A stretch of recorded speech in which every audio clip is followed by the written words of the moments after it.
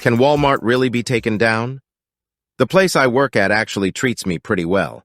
The pay leaves much to be desired, but they offer us a lot of good benefits, and no one breathes down our necks or survey us all day. Nonetheless, I still found it important to try to unionize and see what that process was like. There were also some divisions at my job who actually had very strenuous work and weren't getting their fair share. Eventually, I spoke with a union organizer, but a lot of the people I gathered eventually quit. I couldn't keep the flames running, but I don't regret trying and am proud with myself for standing up a bit and directly talking to my supervisors about our working conditions, especially in a state that's not so safe for workers. I still take it as a W for getting that first-hand experience. Speaking of W's, someone very close to me has recently started working for Walmart. I wish they didn't have to work at Walmart, but she's taking things pretty well overall. The whole reason for starting a union at my job was to get knowledge and help those less fortunate than me. So I decided to do some digging into Walmart's history with unions and see how others fared against them. What I found was shocking even for me, and sometimes just downright evil. From laying off workers in retaliation to changing their operations to indirectly force parts of their own business to shut down, and several other tactics. Let's start with the owner of Walmart and its inception. Walmart was founded by Samuel Moore Walton. Walton. Get it? Anyway, his parents started off as farmers, but because they couldn't make as much money farming, they did what every finance guru suggests and got into real estate. Well, specifically farming mortgages at first. He would start his job with the heroic act of foreclosing farming properties during the Great Depression. I hate our world. Samuel himself would do small jobs to help take care of his family, from milking cows to delivering papers. He was also the youngest Eagle Scout in the state and was voted most versatile in high school. Actual good characteristics, and I'll commend him for it since I won't be able to do much more of that later in the video. Later on in college, he attended the University of Mississippi as an ROTC cadet and still did small jobs while in school. In 1940, he would graduate with a bachelor's in economics. Once he graduated, he immediately got a job at J.C. Penney's for $75 a month, which is about $16 a month in today's money, so not a lot. He later went into the military for WW2 and afterwards go into a management position at a variety store at the age of 26. He then bought a Ben Franklin store in Arkansas. I bet you can't guess where the money to do this came from. Yep, he got $20,000 from his father and had saved up $5,000 from his time in the Army. That's equivalent to $335,373.33 today and $77,393.85 he saved up. Don't get me wrong, he did excellent saving up that much money, but I think $335,373 would help anyone start a business. While running this store, he figured if he offered cheaper prices than anywhere else within a 4-hour commute, then people would have to go to his store.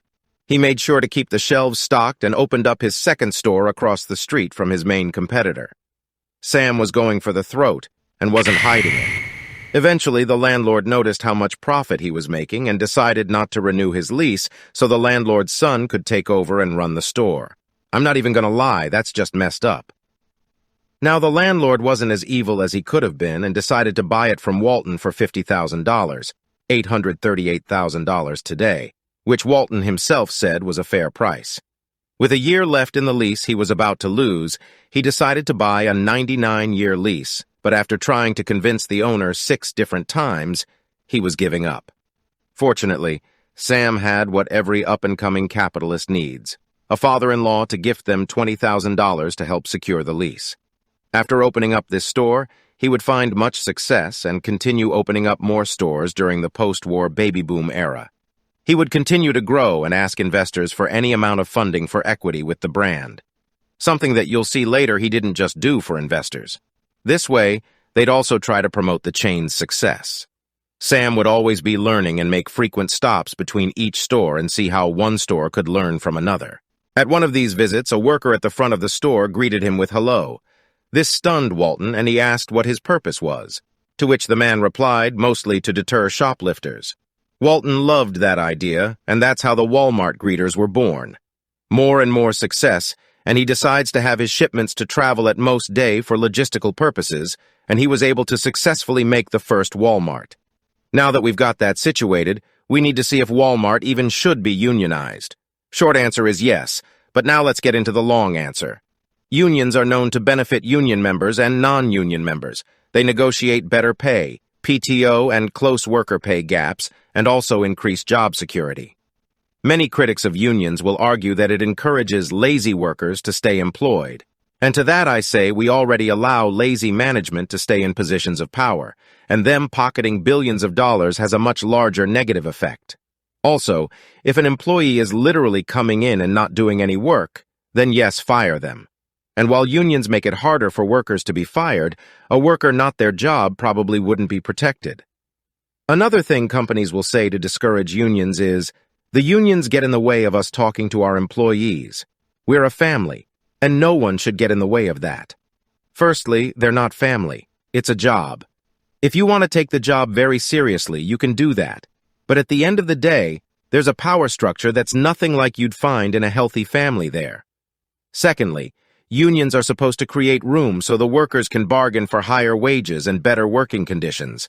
This not only helps the people working at the unionized company, but also helps those who work at non-unionized companies in the same industry, because their CEOs now have to try and match what other companies offer. This doesn't always work, though.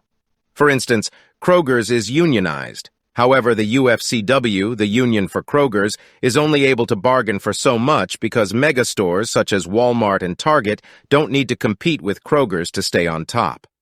There's a lot to discuss in terms of labor supply, demand for jobs, and other things like that. But so this doesn't get too long, I'll just say that companies rely on large unemployment to continue driving labor costs down, and that's just another thing the capitalist system was designed to do. This is why if we want more jobs to be unionized in America, we need Walmart to be unionized. It's a gargantuan task, but if done, it would pave the way for so many workers to bargain for higher pay and force so many other companies to provide better working conditions. Has unionizing Walmart been tried before? Oh boy, has it. And it's pretty disgusting what Mr. Wally himself did to shut it down. Walton was advised by a man named John Tate. There's a lot I could say about John Tate, but for the sake of this video, I'll just say in 1936, he crossed a picket line for a strike occurring at the Reynolds Tobacco Company in Winston-Salem, where his daddy was the manager.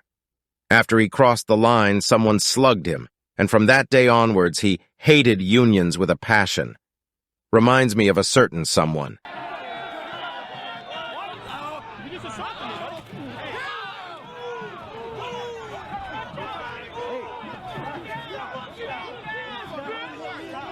I'd bet $1,000 there's at least 50 children movie villains with the same origin story.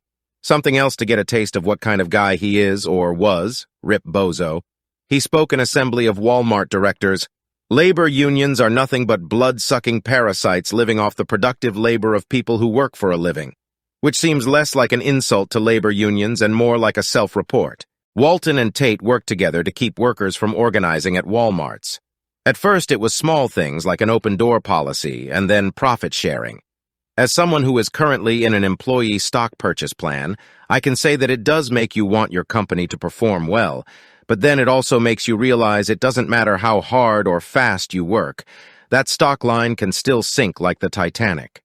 He also implemented anti-union propaganda in meetings to his workers, delayed union elections, replacing strikers, stall out negotiations, and moved to decertify if the union had already won the votes. When the Retail Clerks Union was getting some traction at 2 Walmarts in Missouri, a Walmart executive told the store managers to fire anyone with a union card, even if they have to fire everyone. Then a few years later, Walton threatened a different Walmart store that if they voted for the union, they would lose their profit sharing.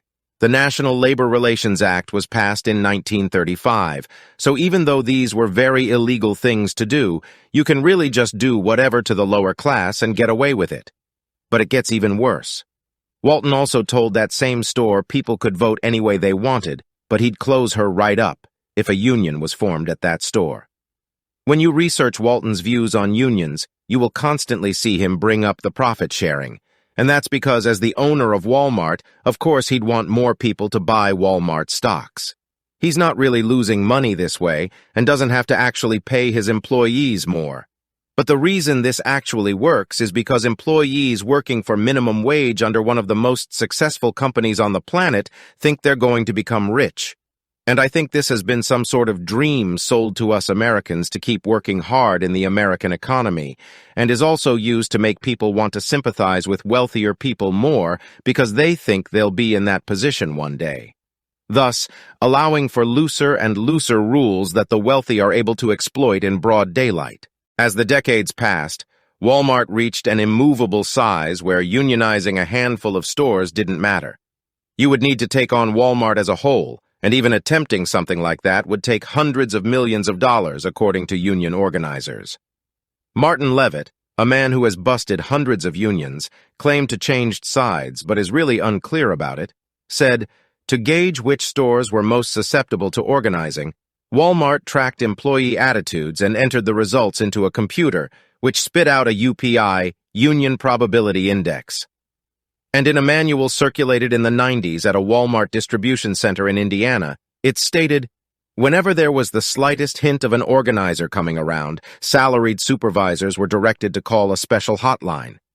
A team of Walmart employees would show up, feed them anti-union propaganda, and spy on their co-workers, while coaching management how to defeat the unions until the drive to organize was extinguished. There was one instance where a union was successfully created. Year 2000, butchers in the deli section of Walmart in Texas were able to form a union. This looked like it could have actually been a good start to take on the behemoth. But soon after, Walmart announced they would no longer cut meat at that store, and only sell pre-packaged meat. Of course, Walmart said this was unrelated to the union votes and this was actually planned due to market trends. Things look pretty grim, I won't lie. And I can't say for sure if or if not Walmart can become unionized. I don't know how to take them on, but I know they need to be taken on. In the 50s, about a third of private sector jobs were unionized, and now only about 6% are unionized. There's mounting income inequality that's becoming clearer and clearer to the average American, and I feel like we're on the verge of something drastic. I want to say that as long as we stand together, unite, join your local DSA, and donate, that this problem would go away. But after trying to unionize my own workplace, researching previous unionization efforts, and joining local DSA meetings, I don't have a lot of hope. Even in this video, I provided examples of what happened when there were successful efforts and it ended up backfiring on the employees who tried to improve their material conditions. The system is rigged against working-class individuals, but at the same time, that doesn't mean we should fold to it. This video I'm making probably won't do anything, and I'm really doing this to just vent some frustrations in a slightly healthier manner. I see how the country is continually increasing the gap between the poor and the wealthy, and simply working harder doesn't lift someone out of poverty. My girlfriend is working her ass off every day at Walmart, while I'm able to have a much less stressing job with fewer hours, and I'm still making more than her and her supervisor. I want to see change in the world and will do anything I can to fight for it. But as of right now, my energy is undirected, and I only hope to soon find where I'm needed most and how to best combat inequality. Thank you for listening to this.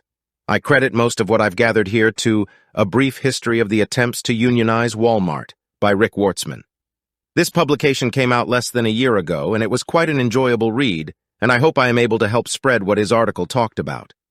I've also used an AI-generated voice, which helps for a lot of reasons, but mainly because I don't have to constantly record until I sound the way I want to, and I can also do this while my girlfriend is around me doing other work. The website I'm using is 11 Labs, and this my first project with them. But so far I'm liking it. Thanks again for watching. Thank you.